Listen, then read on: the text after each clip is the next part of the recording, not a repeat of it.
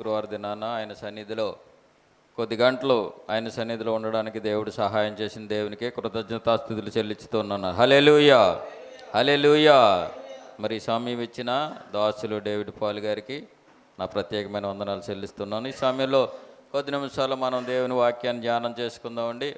దావీదు రాసిన కీర్తన గ్రంథంలోను 18వ కీర్తన 6వ వచనం 7వ వచనం ఒకసారి చదవండి అమ్మా.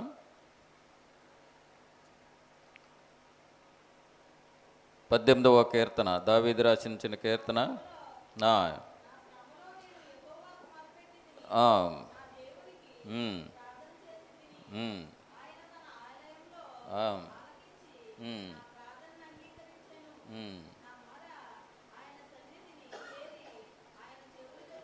దేవునికి స్తోత్రం, హల్లెలూయా. ఇక్కడ దావీదు అయిన భక్తుడు దావీదు మాట్లాడుతున్న మాట ఏంటంటే, నా శ్రమలో నేను యెహోవాకు మొరపెట్టి తిని నా దేవునికి ప్రార్థన చేసి తిని ఆయన తన ఆలయములో ఆలకించి నా ప్రార్థన అంగీకరించెను. నా మొర ఆయన సన్నిధిని చేరి ఆయన చెవులో చొచ్చెను. దేవునికి స్తోత్రం, హల్లెలూయా. ఇక్కడ దావీదు ప్రార్థన చేస్తూ ఉన్నాడండి. ఏమని ప్రార్థన చేస్తూ ఉన్నాడంటే, ఎందుకు ప్రార్థన చేస్తూ ఉన్నాడంటే శ్రమలో ఉన్నప్పుడు ప్రార్థన చేస్తున్నాడు.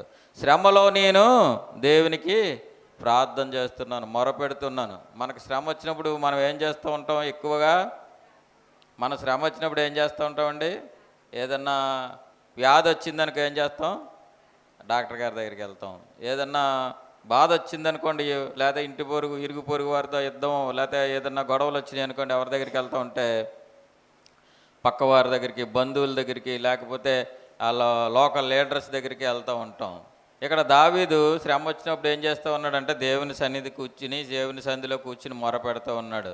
దేవా, నా శ్రమలో నేను నీకు మొరపెట్టుచున్నానని ఆయన సన్నిధిలో ప్రార్థన చేస్తూ ఉన్నాడు. ఎందుకు ప్రార్థన చేస్తూ ఉన్నాడంటే ఆయనకు వచ్చిన శ్రమ ఏంటంటండి? ఆయనకు వచ్చిన శ్రమ ఏంటంటే అక్కడ చూడండి, బాగా పైన చూస్తే ఆ కీర్తనలో మాట ఉంటుంది, శత్రువుల చేతిలో నుండి సౌలు చేతిలో నుండి యెహోవా అతనిని తప్పించిన దినమున దావీదు ఈ కీర్తన రాస్తున్నట్లుగా మనం చూస్తున్నాం. సౌలు చేతిలో నుండి, సౌలు అంటే రాజుగారి చేతిలో నుండి ఆయన్ని తరమబడుతున్నప్పుడు దావీదు ఇడిపించబడిన తర్వాత ఈ వాక్యం రాస్తూ ఉన్నాడు, ఈ కీర్తన రాస్తున్నట్లుగా మనం చూస్తూ ఉన్నాం. ఎందుకు సౌలు దావీదుని తరమవలసి వచ్చింది? ఎందుకు దావీదుని శత్రువుల చేతికి అప్పగించవలసి వచ్చిందంటే, దావీదు చేసిన తప్పేటండి? ఈ లోకంలో ఏదైనా దొంగతనం చేశాడా? లేక ఎవరినన్నా ఇబ్బంది పెట్టాడా? ఎవరినన్నా చంపాడా? అంటే ఏమీ చంపలేదు, ఎవరిని చంపలేదు. కానీ ఏం చేశాడండి? దేవుని కొరకు ఆయన పోరాడినట్లుగా మనం చూస్తున్నాం. దేవుని కొరకు ఆయన పోరాడినట్లుగా చూస్తున్నాం. సౌలు రాజుగా ఉన్నప్పుడు ఒక గొలియాతు, ఒక పెద్ద ఫిలిప్పీల సైన్యంలోంచి గొలియాతు వచ్చి ఏం చేస్తూ ఉన్నాడంటే అక్కడ ఛాలెంజ్ చేస్తూ ఉన్నాడు.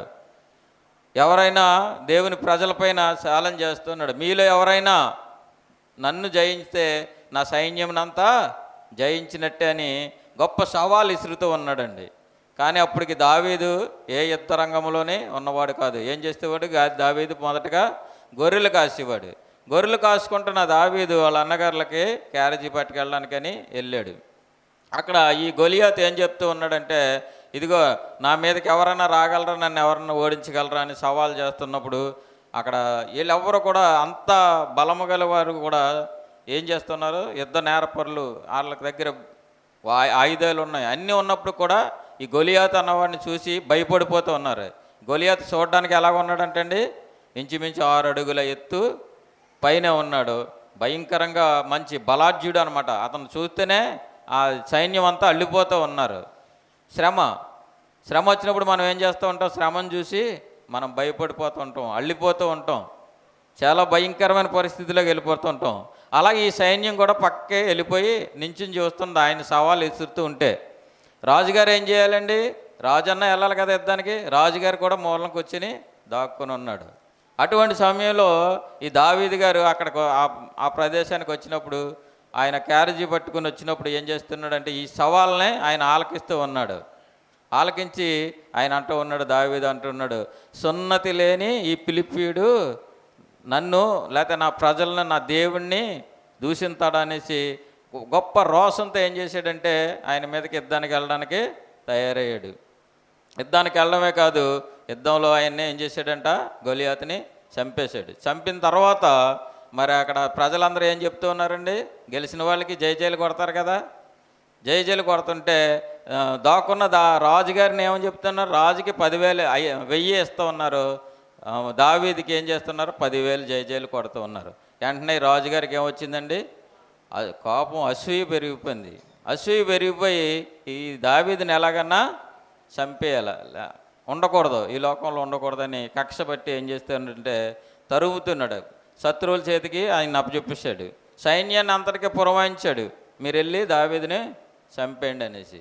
కానీ దేవుడు అతనికి తోడుగా ఉన్నాడు కనుక అతన్ని దావీదుని ఏమీ చేయలేని పరిస్థితి. అందుకే చెప్తూ ఉన్నాడు, నేను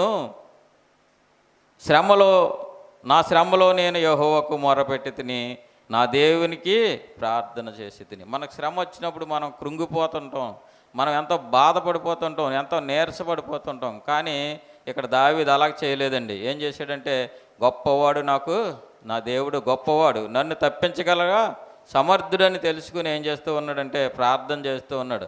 ప్రార్థన చేసినప్పుడు ఆయన ఊరుకున్నాడా, ఆయన తన ఆలయంలోంచి ఆలకించి నా ప్రార్థన అంగీకరించిన. ఆయన సన్నిధిలో మనం ఎవరైతే మొరపెడుతూ ఉన్నామో, దేని కొరకైతే ప్రార్థన చేస్తూ ఉన్నామో, దేని కొరకైతే విజ్ఞాపన చేస్తూ ఉన్నామో, ఆ ప్రార్థన అంతా దేవుడు ఊరుకునే దేవుడు కాదు, ఆలకించి వదిలేసే దేవుడు కాదు, ఆలకించే దేవుడు, వినే దేవుడు. విని ఏం చేస్తాడండి, మనకి జవాబిస్తాడు. దేవునికి స్తోత్రం, హల్లెలూయా. మనం దేని గురించి అయితే మొరపెడుతున్నామో, ఏ అంశాన్ని బట్టి మనం ప్రార్థన చేస్తున్నామో దేవుని సన్నిధిలో, ఏ అంశం కొరకై మనం గోజాడుతూ ఉన్నామో అవన్నీ కూడా దేవుడు ఆలకించి ఏం చేస్తాడంట, విడుదలిస్తాడంట. ఎప్పుడు విడుదలిస్తాడంటే ఇక్కడ దావీదు కూడా చెప్తూ ఉన్నాడు. ఒక మాట మనం చూసుకుందామండి, 20వ వచనం కూడా చదువుదాం మనం. కీర్తనలోని నా నీతిని బట్టి యెహోవా నాకు ప్రతిఫలం ఇచ్చెను, నా నిర్దోషత్వమును బట్టి నాకు ప్రతిఫలం ఇచ్చెను, యెహోవా మార్గమును నేను అనుసరించుచున్నాను. దేవునికి స్తోత్రం, హల్లెలూయా. ఎందుకు ప్రతిఫలం ఇచ్చాడంటే దావీదుకి, ఆయన ఏంటంటే నా నీతిని బట్టే, గట్టిగా చెప్పుకుంటూ ఉన్నాడు దేవుడికి, మనకు చెప్తూ ఉన్నాడు. ఏం చెప్తాడు, నా నీతిని బట్టే నాకు దేవుడు నా ప్రార్థన ఆలకించాడు. చూడండి, మన దగ్గర ఏ నీతి లేకుండా కూడా దేవుని సన్నిధిలో ఏం చేస్తుంటాం, ప్రార్థన చేసేస్తూ ఉంటాం. ప్రార్థన చేస్తే దేవుడు ఆలకిస్తాడా, ఆలకించడు. మన మీదకి ఎవరికన్నా గొడవకు వచ్చారనుకోండి, గొడవకు వచ్చి వాళ్ళు బూతులు తిడతా ఉన్నారు, మనకి ఊరుకుంటాం, మనం ఊరుకోలేము. మనం కూడా బూతులు తిట్టడానికి ప్రయత్నం చేస్తాం, తిడతా ఉంటాం. తిట్టేసి అన్నీ తిట్టేసి వచ్చిన తర్వాత దేవుని సన్నిధిలో మోకరించేసి ప్రార్థన చేసి ఏమని అడుగుతూ ఉంటాం, ప్రభువా నన్ను తిట్టింది లేకపోతే నన్ను కొట్టింది అనేసి మనం ప్రార్థన చేస్తుంటాం. మనం వాళ్ళు తిట్టినప్పుడు, వాళ్ళు కొట్టినప్పుడు ఏం చేయాలంటే అప్పుడే దేవుడి సన్నిధిలోకి వచ్చి ప్రార్థన చేస్తే దేవుడు ఆలకిస్తాడు. మనకి మాటకు మాట అనేసి దెబ్బకు దెబ్బ కొట్టేసి అన్నీ చేసి మన సన్నిధిలోకి వచ్చి ప్రార్థన చేస్తే దేవుడు ఆలకిస్తాడంటే ఆలకించకపోవచ్చు. ఇక్కడ చెప్తూ ఉన్నాడు, నా నీతిని బట్టే నాకు దేవుడు ప్రతిఫలం ఇచ్చును, నా నిర్దోషత్వమును బట్టే నాకు ప్రతిఫలం ఇచ్చును, యెహోవా మార్గములు నేను అనుసరించుచున్నాను. దేవుని మార్గాలు మనం అనుసరించాలంటండి. దేవుని మార్గాలు మనం అనుసరించకుండా మన ఇష్టానుసారంగా ప్రవర్తించి మన ఇష్టానుసారంగా జీవించి దేవుని దేవా నాకు కార్యం చెయ్యి నాకు అని మొరపెడితే దేవుడు ఆలకించడు. ఒకవేళ ఆలకించినా మన కార్యాలు జరగవు. అందుకనే దావీదు యథార్థంగా ఉన్నాడు కనుక ఏం చేస్తూ ఉన్నాడంటే, ఇక్కడ 25వ వచనం కూడా చదవండమ్మా. దయగలవారి ఎడల నీవు దయ చూపించదువు, యథార్థవంతుల ఎడల యథార్థవంతుడిగా ఉంది. దేవునికి స్తోత్రం, హల్లెలూయా. ఆయన యథార్థవంతుల వల్ల ఎంత చేస్తాడంటే ఆయన యథార్థంగానే ప్రవర్తిస్తాడండి. మన దగ్గర యథార్థత లేకుండా మన ఇష్టానుసారంగా జీవించి మన ఇష్టానుసారంగా ఆయనకి విరోధంగా నడుచుకున్నట్టయితే మన ప్రార్థన ఆలకించకపోవచ్చు. దేవుడి సన్నిధిలో మనం ఎలా ఉండాలంటే నిండారహితులుగా ఉండాలి. మనలో ఎటువంటి పాపం ఉండకూడదు, మనలో ఎటువంటి దోషం ఉండకూడదు. ఎటువంటి దోషం ఉన్నప్పుడు కూడా ఆయన సన్నిధిలో మనం ప్రార్థన చేయడానికి అరుగులు కాకుండా పోతాం. అందుకని ఇక్కడ దావీదు చెప్తూ ఉన్నాడు, నేను యథార్థవంతుడిని గనక నా పట్ల ఆయన యథార్థమైన కార్యం చేశాడు. ఇంకో వచ్చిన మళ్ళీ చూసుకుని మరి నేను సమయం అవుతుంది కనుక నేను ముగిస్తాను. 41వ వచనం కూడా చదవండి అమ్మా. అదే కీర్తన. వారు మొరపెట్టిరి కానీ రక్షించేవారు లేకపోయిను, యెహోవాకు వారు మొరపెట్టిదురు కానీ ఆయన వారి ఉత్తరం ఇయ్యకలేకపోను. ఎందుకు? దేవుడు సన్నిధిలో మొరపెట్టిన వాళ్ళకి ఏం చేయలేదంట, వాళ్ళ యొక్క ప్రార్థన ఆలకించలేదు. ఎందుకంటే వీళ్ళు దేవునికి ఇష్టంగా లేరు గనక. ఇష్టంగా లేకపోతే దేవుడు ఎంత మొరపెట్టినా, ఎంత దేవుని సన్నిధిలో ప్రార్థన చేసినా ఆ ప్రార్థన ఆలకించనని ఇక్కడ దావీదే చెప్తూ ఉన్నాడు. వారు మొరపెట్టిదురు కానీ ఆయన వాళ్ళకి ఉత్తరం ఇవ్వలేదు. ఎందుకంటే యథార్థత లేదు వాళ్ళ దగ్గర, నీతి లేదు, న్యాయం లేదు. సౌలు కూడా ఏం చేశాడండి? దేవుని చేత ఎన్నుకోబడ్డ రాజు, దేవుని చేత ఎన్నుకోబడ్డాడు సౌలు, మొదటి రాజు. ఆయన ఇశ్రాయేలీయుల ప్రజలకి మొదటి రాజు, దేవుడి చేత ప్రజల చేత ఎన్నుకోబడ్డారు. ఎన్నుకున్న రాజు ఏం చేయాలంటే దేవునికి తగ్గట్టుగా జీవించాలి, దేవుని మాటకు తగ్గట్టుగా జీవించాలి. అలాంటి రాజు ఏం చేసాడంట, శోధన వచ్చినప్పుడు, వేదన వచ్చినప్పుడు ఎవరి దగ్గరికి వెళ్ళాడంటండి? కర్ణ పిశాచాల దగ్గరికి, సోది చెప్పే వాళ్ళ దగ్గరికి, వీళ్ళ దగ్గరికి వెళ్ళడం వల్ల దేవుడు ఏం చేశాడంటే ఆయన ప్రార్థన ఆలకించలేదు. అందుకని ఇక్కడ మాట మనం చూద్దామండి. మొదటి సమూయేలు గ్రంథంలో ఒక మాట ఉంటుంది. ఇతను మరి రాజుగా ఉన్నప్పుడు ఇలాంటి కార్యాలు చేస్తున్నప్పుడు చూడండి ఏం చేశాడో. 2వ సమూయేలు గ్రంథము 8వ అధ్యాయము 15వ వచనం ఒకసారి చదవమ్మా.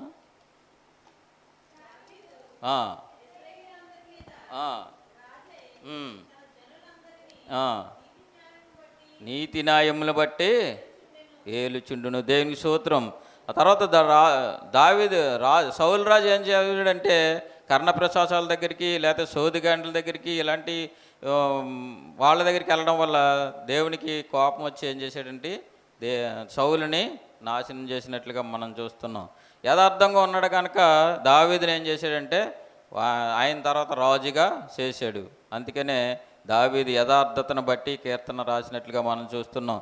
ఇక్కడ ఇంకా మనం చూసినట్లయితే మొదటి సమూయేలు 2వ సమూయేలు గ్రంథంలోనే ఇంకో మాట ఉంటుంది, చూద్దాం. 7వ అధ్యాయం 18వ వచనం కూడా ఒకసారి చదవండి అమ్మా.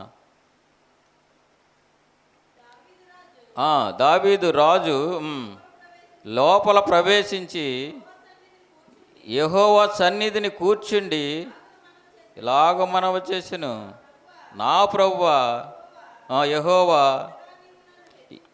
ఇంతగా నీవు నన్ను హెచ్చించుటకు నేనెంతటి వాడును, నా కుటుంబము ఇంత హెచ్చుగా చేసినందుకు నీ దృష్టికి మానవుల పద్ధతిని బట్టి నీ దాసునుడనైనా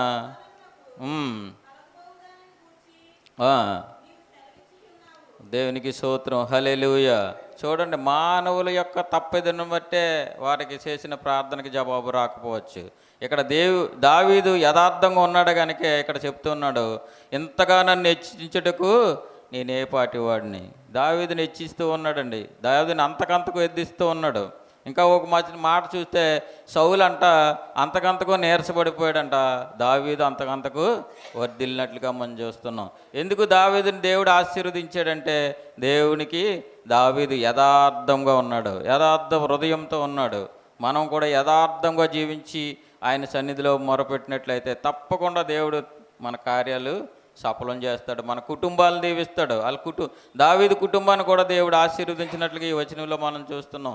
హెచ్చించాడంటండి, అంతగా హెచ్చించుటకు నేను ఏ పాటి వాడిని ఆయన సన్నిధిలో మొరపెడుతూ ఉన్నాడు. మొరపెట్టినప్పుడు దేవుడు తప్పకుండా కార్యాలు చేస్తూ మరి ఆయన జీవితాలు, మన జీవితాలని, మన కుటుంబాలని బాగు చేసే దేవుడు. మనకు శ్రమ వచ్చిందా కృంగిపోకుండా, మనకు వేదన వచ్చిందా ఇబ్బంది పడకుండా, ఎటువంటి పరిస్థితి వచ్చినప్పుడు కూడా దేవుని సన్నిధిలో మొరపెట్టినట్లయితే, ఎంతమందిగా కూడి మనం అందరం ప్రార్థన చేసినట్లు, మన దైవజనులు మన కొరకు ప్రార్థన చేసినట్లయితే మనం తప్పకుండా ఆ యొక్క శోధన నుంచి, వేదన నుంచి విడిపింపబడతామని మరొకసారి తెలియజేస్తూ ఈ మాటలు దీవించి ఆశీర్వదించును గాక. ఆమేన్.